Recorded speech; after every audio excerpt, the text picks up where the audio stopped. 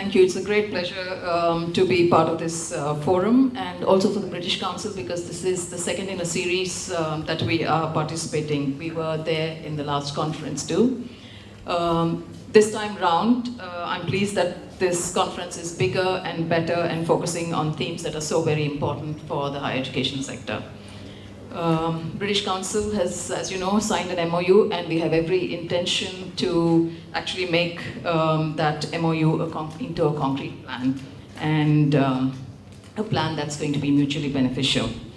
Yeah, I have a challenge set, so I'll have to be quick, and maybe I'll speak a little fast, so forgive me for that. UK research has a global reputation for excellence across disciplines. It leads internationally in biological and social science research. Overall, UK is second to the USA, and its strength lies in the high productivity of UK researchers. An oft-quoted statistics which our Minister for Science and Universities, David Millett, speaks about is UK has 3% of the world's researchers, generates 6% of the world's academic articles, 11% of citations, and 14% of the most cited papers, which explains why 3 of UK's top universities are part of the top 10 universities in the world. And UK also has about 77 Nobel Prizes just in science and technology alone. So UK has a lot to be proud of, and this didn't happen by accident. I think the government has played a key role in making very strategic investments in research. UK also produces over 15,000 PhD graduates, and I think India produces about 10, I'm not sure, 10,000. And over 100,000 masters and 300,000 first degree graduates. In terms of numbers, UK doesn't really compare well, but I think in terms of quality it does. UK researchers are highly collaborative, with half the papers published with overseas partners and published in some of the top research journals, as I said, next only to the US. So, can UK maintain this competitive advantage? I think it can, but it has to, the landscape for international research is changing, and it has to make some very strategic decisions about how it's going to maintain that standards. India and China are some emerging countries that are investing significantly in their own research and may be looking to strengthen their universities. So I think they provide a strong competition, not only to the UK, but to the developed world. Therefore, the future prosperity of UK research cannot be secured unless investments are made to unlock the research potential that currently exists. Some of the areas that they're investing in is, firstly, there needs to be stable and sustained funding. I think internet, mobile communications, and life science revolutions would not have taken place unless these investments in fundamental research has been put behind these technologies for years before they actually happened. So continuous investment in innovative research and infrastructure, efficient use of assets. No country, I think, can afford to just invest in high-tech equipment on their own. They need to collaborate far more. There needs to be co-creation of knowledge and skills. And one of the key areas that all countries need to focus on is flexible, highly skilled workforce with state-of-the-art technical skills, and research leadership is emerging as one of the key areas for countries to focus on, and this is across all career stages. So investment in skills, capacity, and capability is critical for any country to remain at the cutting edge of research. I want to talk about internationalization because I think a lot of research is happening jointly. So international research collaboration is rapidly growing, a component of core research activities. It's driven by a consonance between top-down and bottom objectives. Policymakers are encouraging it because resources need to be shared.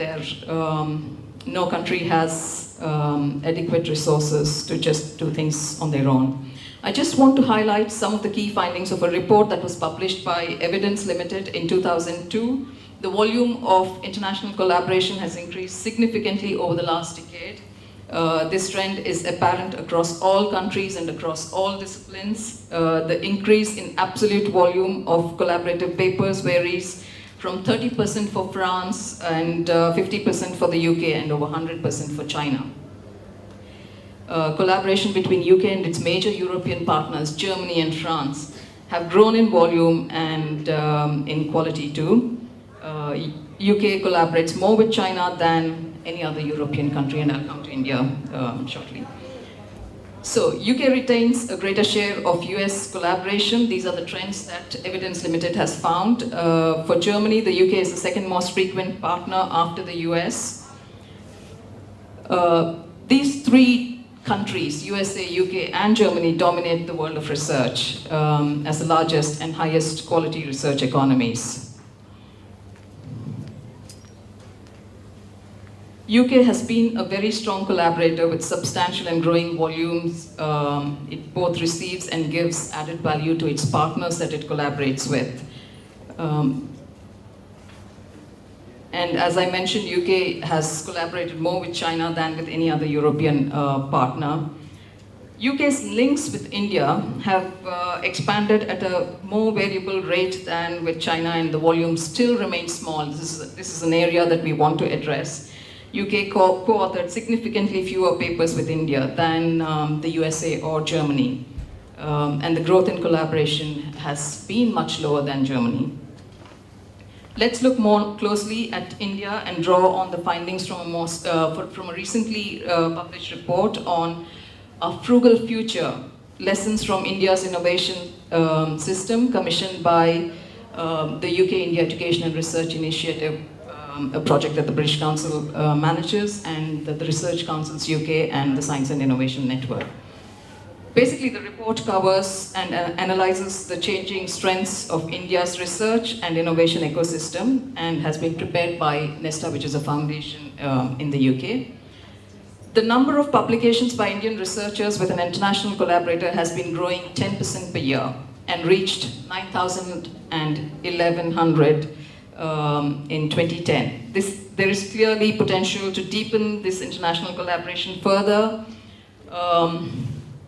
21% of India's research is co-authored with an international researcher. This is far lower than the world average, which is 35%, and certainly lower than the UK and Germany, which are 50%. Most of India's international collaborations are with well-established research leaders. There are top 5 partners for India, and that's the US, Germany, UK, Japan, and France in that order.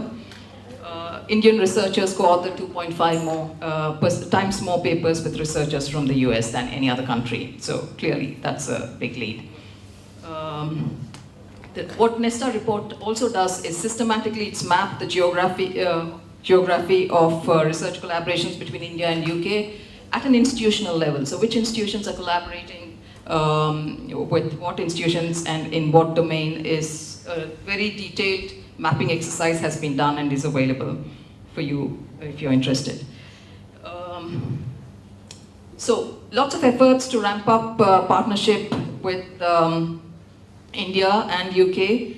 So there are several agencies which work in this area. The Research Councils UK was established in 2008 and funds close to 90 million pounds. Prior to 2008, it was just 1 million. So a significant increase in funding for research through the Research Councils UK. Alongside, there are major research founders. There are a number of UK government departments engaging with India on research and innovation. These are primarily in science and technology. So there are networks and agencies like the Science and Innovation Network, which is part of the Foreign and Commonwealth Office. There's the UK Trade and Industry. DFID, which is the Department for International Development, funds academic research, which primarily focused on poverty alleviation, jointly with the UK Economic and Social Research Councils. And DFID, in fact, recently set up its first regional center covering 5 countries and is committed to research. So there will be more funding from that agency. Finally, my own organization, the British Council, also plays a key role in deepening collaboration between UK and India across the education sector. Through the UK-India Education and Research Initiative. Phase 1 of the project, which was between 2006 and 2011, spent 20 million pounds and developed 182 new UK-India partnerships across higher education and research. Also funded 55 individual PhD scholars and fellowships. So there were several networking events to actually create an ecosystem where all these collaborations will not only begin but also grow in strength.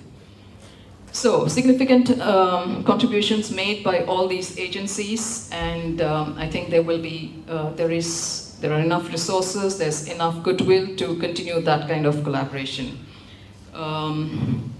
Even outside of government departments, I think it's worth mentioning that the Wellcome Trust makes huge investments in India, and it's close to, it's more than 100 million pounds for that. In conclusion, Britain is open for business, open for partnership, and open to ideas. And I think UK has made a continuous and huge investments in developing a more strategic relationship with India. And we hope that there will be dividends in the coming years. Thank you very much.